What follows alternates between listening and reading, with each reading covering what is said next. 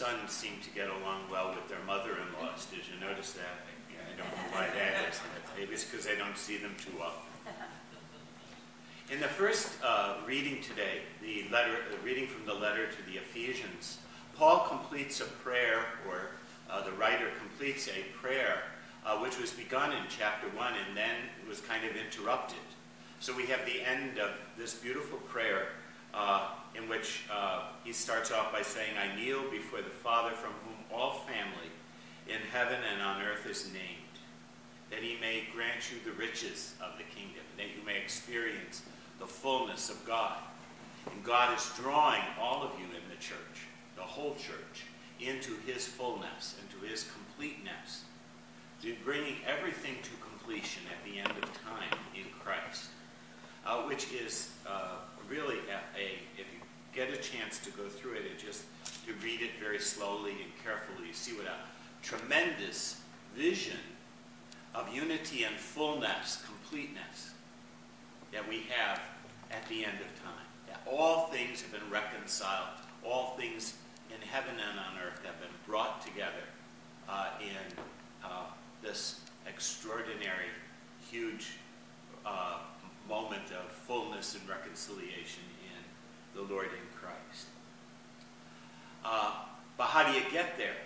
And that's what the gospel tells us. It's not an easy task. It's not an easy trip to get to that fullness, to get to that unity, to get to that perfection in God.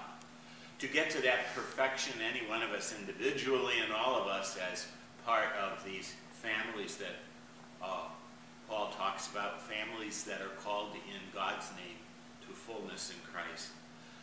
You have to understand that your path is going to be one that is one of fire.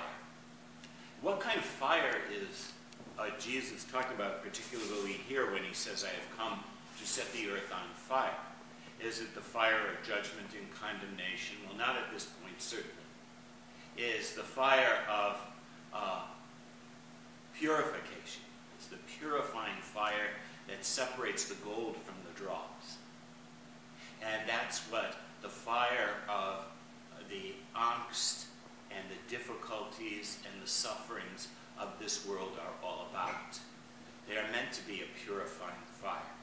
In a sense, you might say that the experience of purgatory as a time of purgation, as a time of purification, begins right here in this life. As we experience the suffering of, first of all, confronting the sin that's within our own hearts, the last vestiges of sin. We recognize what they are because at strange moments we begin to see and to experience ourselves thinking thoughts that are not the thoughts of Christ, imagining actions that are not the actions of Christ, looking for things to please us that Christ has already told us are not going to please us.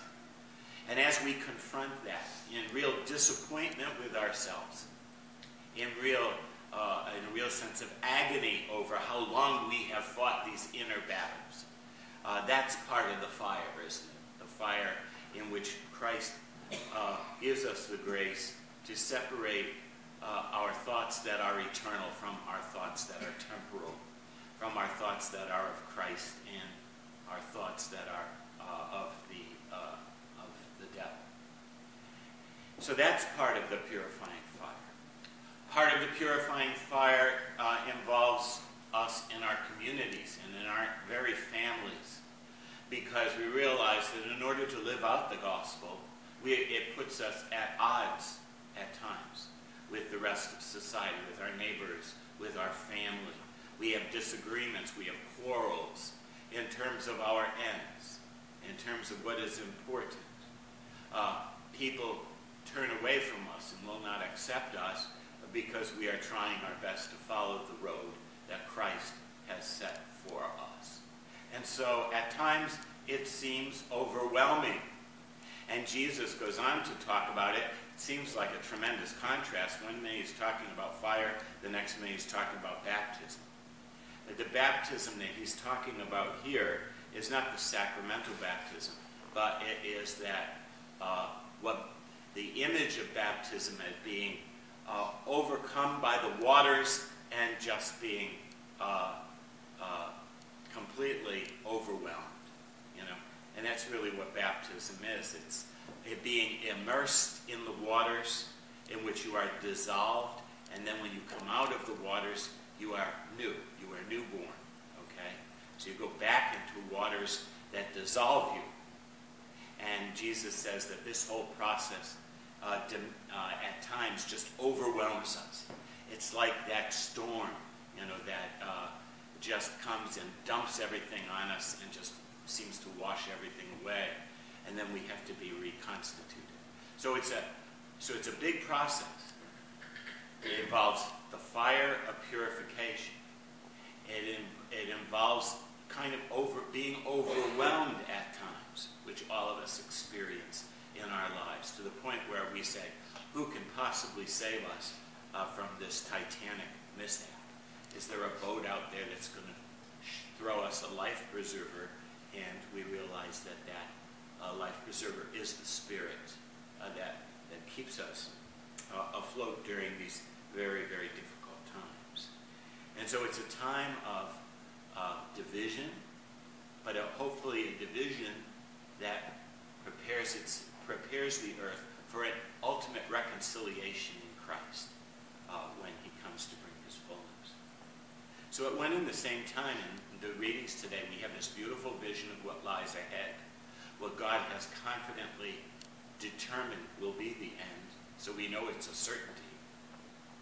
But we also see that the path to getting there, even for one who is following Christ, is one that's not going to be an easy one, and in which we're going to have to face fire and flood in order to reach the final destination in Christ.